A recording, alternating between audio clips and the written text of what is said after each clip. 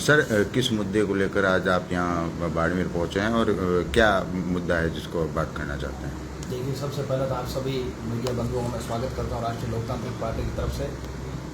उसके बाद में बाड़मेर मुख्यालय पर डाक बंगले के अंदर जो हमने आरएलपी के हमारे नेताओं के साथ में जो पीसी का आज का कार्यक्रम रखा है, उसका जो मुख्य मुद्दा है वो कल 17 अगस्त को पचपदरा के अंदर बालोतरा जिले के पचपदरा के डोली टोल प्लाजा के पास में जोजरी बचाओ आंदोलन को लेकर के राष्ट्रीय लोकतांत्रिक पार्टी के द्वारा बड़ी जनसभा का आयोजन कल किया जाएगा, जिसमें हमारे आरएलपी के सुप्रीमो और नागौर के माननीय सांसद हनुमान बेनीवाल जी पधार रहे हैं।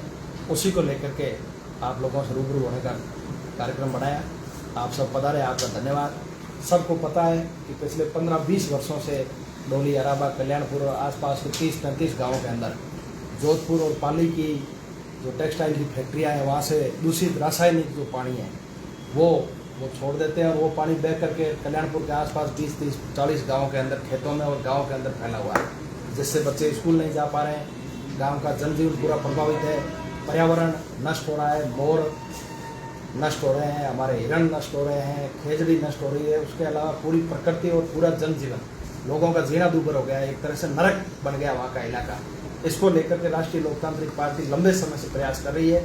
हमारे वहाँ के पचपदरा के विधानसभा के प्रत्याशी रहे भाई खान सिंह जी डोली और उनकी टीम लगातार संघर्ष कर रही है। साल भर पहले उन्होंने और आंदोलन किया था और अभी कुछ दिन पहले हमारे नागौर के माननीय सांसद हनुमान बेनीवाल जी ने केंद्रीय पर्यावरण मंत्री जी से मुलाकात करी थी और उसके बाद में एक टीम दिल्ली से यहाँ पर आई और कई फैक्ट्रियों को उन्होंने बंदी कराया, काम चल रहा है।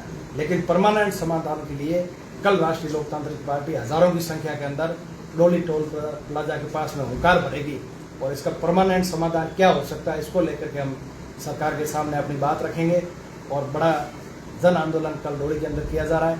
मैं आपके मीडिया के माध्यम से बाड़मेर, बालोतरा, जोधपुर और आसपास के तमाम इलाके के लोगों से अपील करना चाहूँगा कि आज डोली कल्याणपुर के जो 20-30 गाँव के लोग हैं उनको आपकी ज़रूरत है।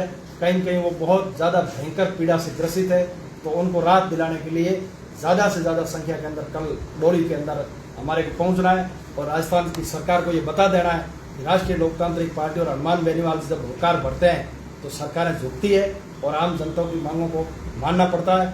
आप देख रहे हैं राष्ट्रीय लोकतांत्रिक पार्टी लगातार विपक्ष की भूमिका निभा रही है, कांग्रेस भाजपा के चरणों के अंदर है और राष्ट्रीय लोकतांत्रिक पार्टी सड़कों पर आंदोलन कर रही है।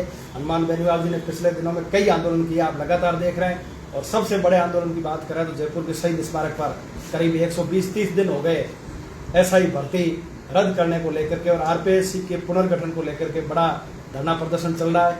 25 मई को जयपुर के अंदर 1 लाख जवानों की रैली करके भी हमने सरकार को ये चेतावनी दी थी कि कांग्रेस आपके चरणों में आ सकती है, लेकिन राष्ट्रीय लोकतांत्रिक पार्टी राजस्थान के आम आवाम की मांग को सड़क से लेकर के सदन तक उठाएगी और जब तक राजस्थान की जनता को न्याय नहीं मिल जाता, जब तक राजस्थान भ्रष्टाचार मुक्त नहीं हो जाता, तब तक हम पुरजोर तरीके से राजस्थान की जनता के लिए, 36 कौम के लिए सड़कों पर संघर्ष करेंगे और ये लड़ाई लड़ेंगे।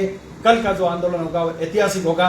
बालोतरा के सबसे बड़े आंदोलनों के अंदर यह आंदोलन शुमार होगा और जब तक वहाँ की समस्या का समाधान नहीं हो जाता तब तक हम लोग कल धरने पर बैठने के बाद में उठेंगे नहीं और बड़ा संघर्ष करेंगे। आर पार की लड़ाई कल होगी, जरूरत पड़ेगी तो हाईवे जाम भी करेंगे, बालोतरा कलेक्ट्रेट को भी घेरेंगे या संभागीय आयुक्त की तरफ जाना पड़ेगा, जोधपुर वो भी देखेंगे।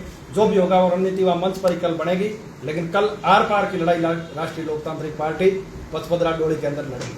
तो परमानेंट सॉल्यूशन क्या हो सकता है, क्योंकि वो ढाल वाला इलाका है, पूरा जो गांव है वो नीचे में, क्या हो सकता है? के बहुत सारे इलाके ट्रीटमेंट प्लांट बड़े बड़े लगाए जा सकते हैं।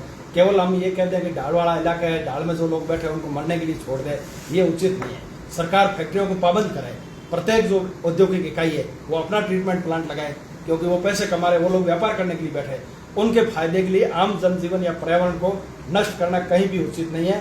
शासन के पास पूरा सिस्टम है और सब कुछ वो कर सकते हैं। ट्रीटमेंट प्लांट कई भागों के अंदर लगाए जा सकते हैं, उस पानी का क्या यूज हो सकता है ये तो सरकार सोचे, या फिर जो फैक्ट्री लगाने वाले लोग हैं उनको सरकार पाबंद करे।